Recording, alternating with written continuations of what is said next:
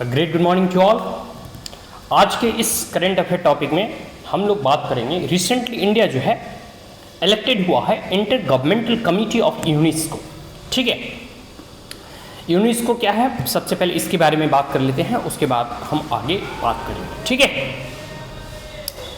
तो यूनेस्को के बारे में यूनेस्को का पूरा अगर फुल फॉर्म देखेंगे तो United Nation Educational Scientific and Cultural Organization के नाम से जाना जाता है, UNESCO। ठीक है, यह एक स्पेशलाइज्ड एजेंसी है यूनाइटेड नेशन का, UN का। ठीक है, इसका जो कह सकते हैं कि ऑब्जेक्टिव कह सकते हो या फिर इसका कार्य कह सकते हो या फिर इसका उद्देश्य कह सकते हो, वह है कि build peace through international corporation in educational and sciences and culture.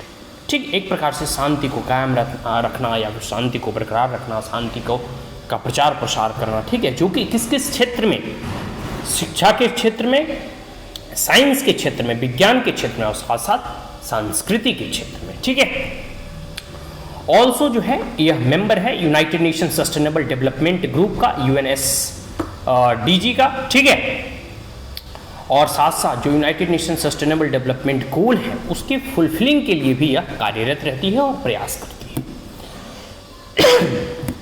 आगे है, ये जो हेडक्वार्टर इनका है, मतलब यूनेस्को का, ठीक है, वह है लोकेटेड पेरिस में। ठीक है, और डिफरेंट फील्ड में लगभग 50 ऐसे जगहों पे जो है इनके ऑफिसेस हैं, मतलब एक प्रकार से कह सकते हो कि सब ऑफिसेस, और इसका हेडक्वार्टर जो है फ्रांस की राजधानी पेरिस में है। और मेंबर की बात करूं तो लगभग 193 इस यूनेस्को के मेंबर्स हैं, मतलब 193 ऐसे देश हैं जो United Nation Educational Scientific and Cultural Organization के सदस्य हैं। ठीक है, और साथ साथ जो है आगे इसमें है कि 11 एसोसिएट मेंबर भी हैं। ठीक है, and is governed by the general conference and executive board. इसकी अपनी एक जनरल कॉन्फ्रेंस होती है और साथ साथ एक्सिक्यूटिव बोर्ड के माध्यम से ये गवर्न होता है। ठीक है, स्टार्ट क्लियर। तो यहाँ पर जो है हम लोग बात करेंगे, मतलब कि अभी जो है रिसेंटली जो है भारत जो है इलेक्ट हुआ है inter governmental committee of UNESCO 2003 convention के तहत, जो कि सेफगार्ड करेगा टेंजिबल कल्चरल हेरिटेज। एक तो देखो टेंजिबल चीज होता है, टेंजिबल मतलब होता है ना जिसे हम छू सकते हैं एक प्रकार से, और एक होता है इनटेंजिबल, अगोचर, जो मतलब एक प्रकार से सांस्कृतिक तौर पे, जैसे देखिए बहुत सारी ऐसी चीज़ हैं जैसे योगा प्रैक्टिसेस वगैरह हो गए, कुंभ मेला वगैरह हो गया।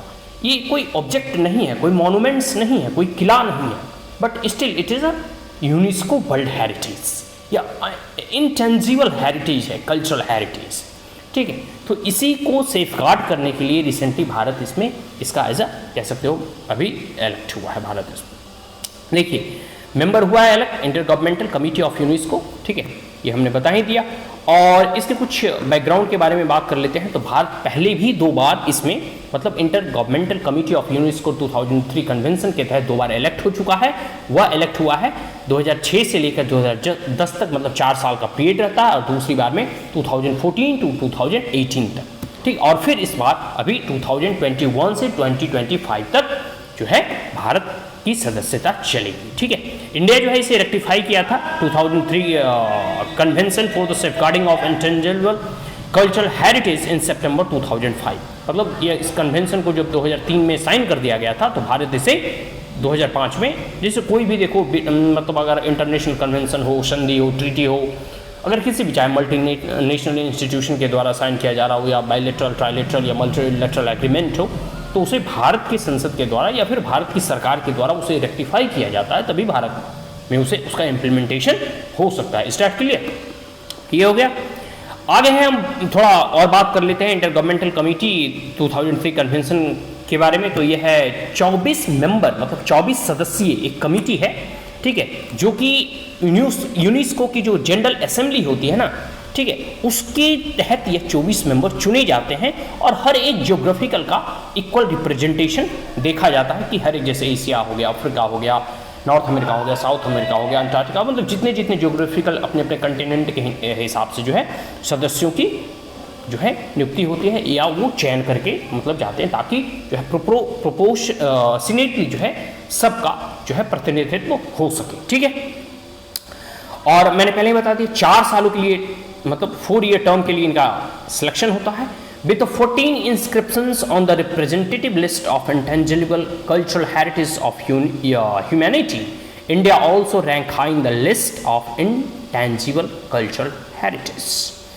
इंडिया जो है इंटेंजिबल कल्चरल हेरिटेज में के लिस्ट में सबसे हाई है। कुछ जो है इंपॉर्टेंट जो इंटेंजिबल कल्चरल हेरिटेज भारत के हैं जो कि जिसे कि यूनेस्को के द्वारा मान्यता ऑलरेडी मिल चुकी है, उसका हम लोग यहाँ नाम पढ़ेंगे। सबसे पहले है कुडियाटम, ए संस्कृत थिएटर ऑफ केरला। दूसरा है mediate, a ritual theatre and dance drama of Kerala. वैदिक चैंटिंग, जो वैदिक चैंटिंग होती है, ठीक है, उसे भी जो है इंटेंजिबल हेरिटेज के रूप में मान्यता दी गई है। Recitations of scared Hindu text. आगे है रामलीला, फिर है रमनाम, ठीक है, फिर कलवेलिया, फिर Chhau dance, Ladakh Buddhist chanting, Manipuri Sankirtana, ठीक है, फिर traditional brass and copper craft of utensil making across the Thatheras of Jandiala group Punjab and yoga को भी इंटेंजिबल हेरिटेज के रूप में मान्यता दी गई है। और साथ साथ कुंभ मेला।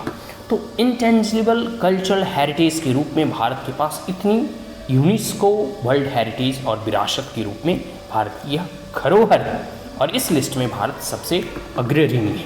ठीक है, तो ये हम लोगों ने देखा और आज के लिए इतना है। अब हम इस वीडियो को यहीं समाप्त करते हैं। And if you are the first time on my channel, the like it, share it as well as subscribe it, also press the bell icon. And if there were any comment, suggestion, you may comment in the comment box. Thank you once again. Have a great day.